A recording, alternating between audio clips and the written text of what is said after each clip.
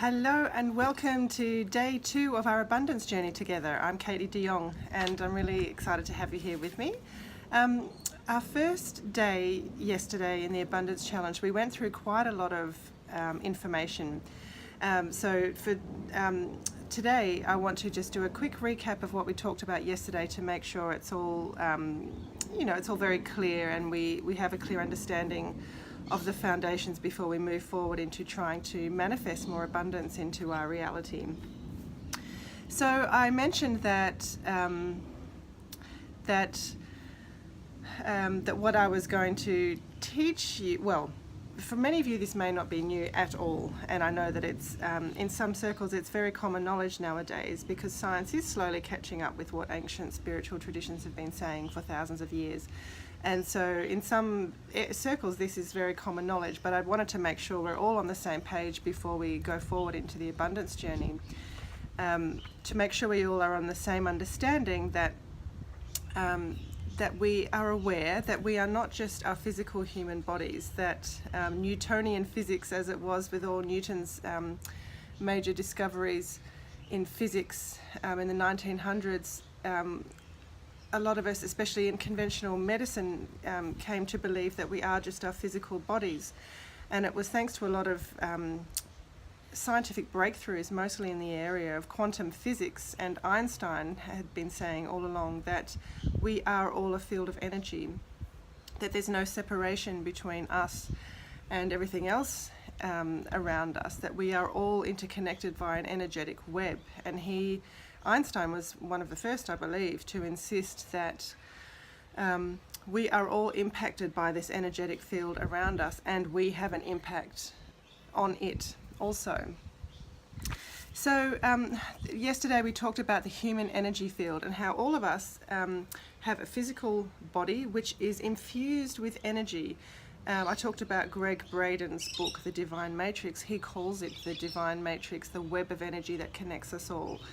And extending out beyond our physical body, so we are infused with this energy, and extending out beyond our body is our energy field radiates outwards. And depending on our mood, if we're angry and cross and tired, our energy field can be quite condensed around our body. But if we're feeling bright and optimistic, our energetic field expands outwards, and it can expand outwards with a lot of focus and attention even more.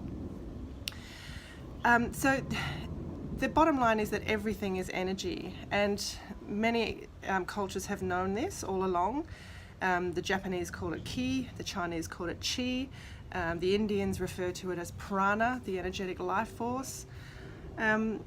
Something else we discussed yesterday is that our thoughts vibrate at different frequencies. So this energy that we're talking about, the web that connects everybody,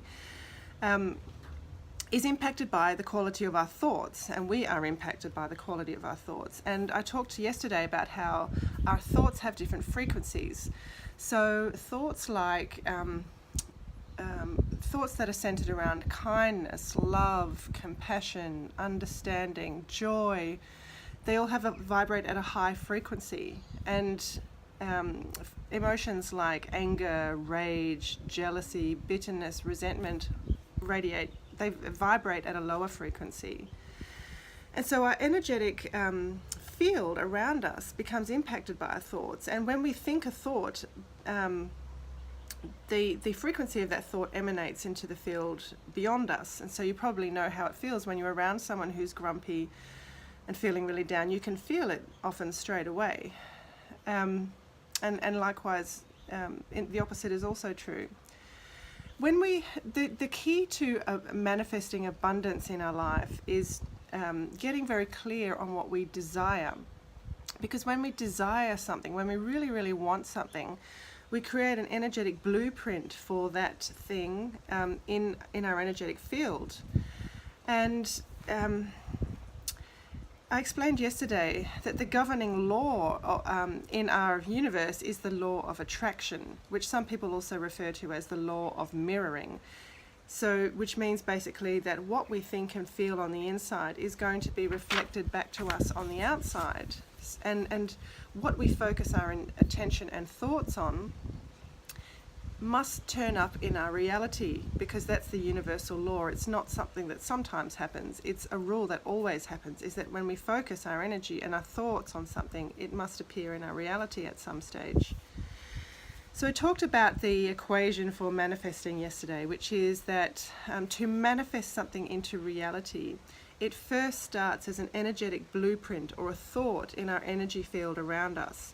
And then with constant focus and attention on that thing, and combined with belief and surrender and trust that that thing will show up in our reality, it eventually filters down from the energetic world into the physical reality that we know as the physical world around us.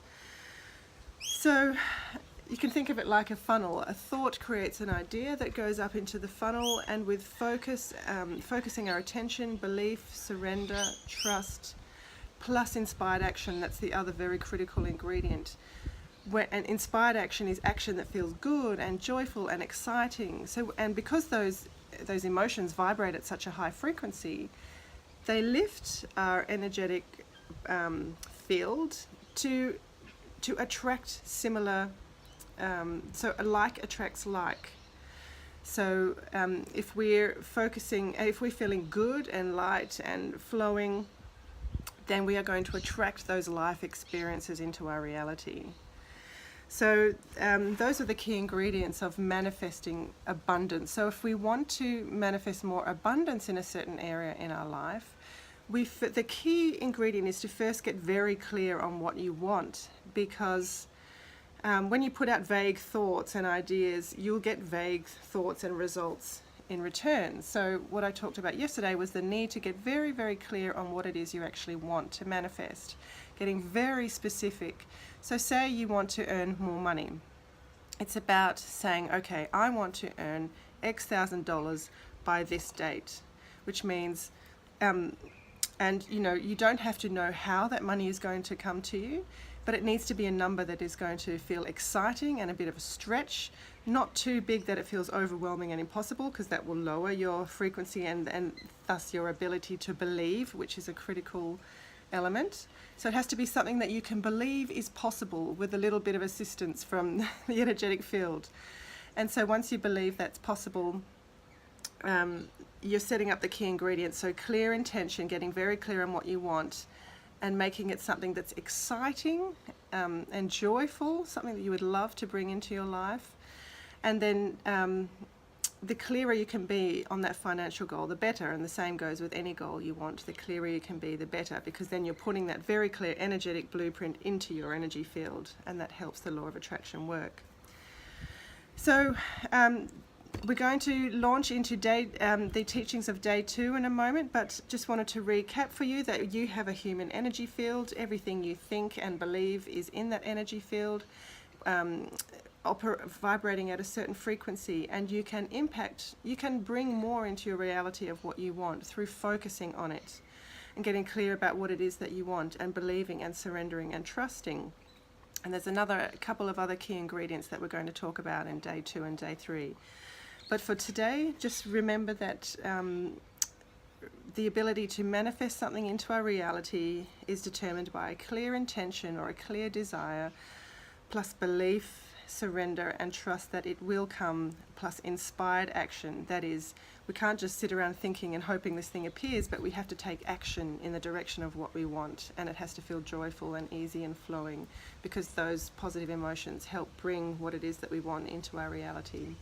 So that's all for now, and I shall be back with more soon. Thank you. Bye.